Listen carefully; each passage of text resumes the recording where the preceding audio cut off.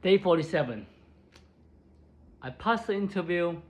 I got a job offer, but I couldn't work because I had to wait for the visa to be approved.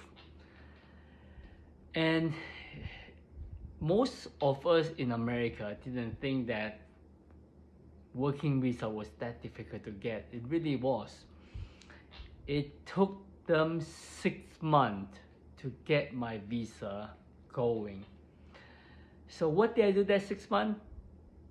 Pretty much a lot of waiting. Thank God that my brother was in New York at the time. So it was again, the job offer was in Providence, Rhode Island.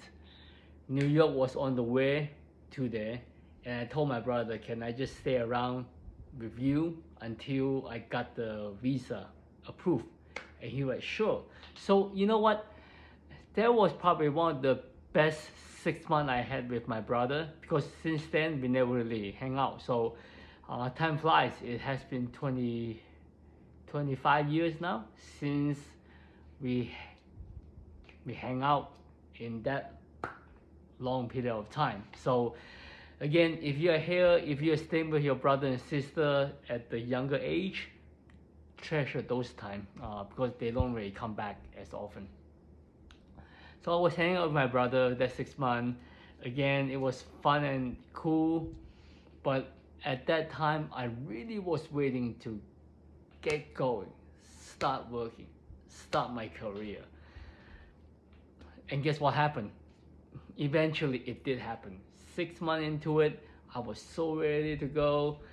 Someone told me that, hey Chi, where you going again? I said, well, Providence, Rhode Island. Do you have a driving license? No, I'm not going to drive because I'm just going to take buses. And he was like, you might want to rethink again. Why? Because you're going to need a car. And you know what? I'm going to sell you my car and it's $1,000.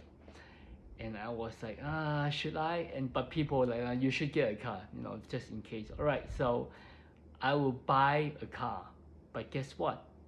I don't even know how to drive. So 22 years old young man who didn't want to drive, didn't have a driving license, never driven before, just bought a car. How was he going to bring that car from New York to Providence?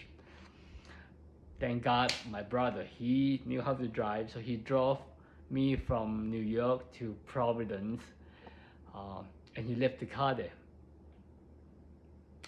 So I guess now this is kind of funny.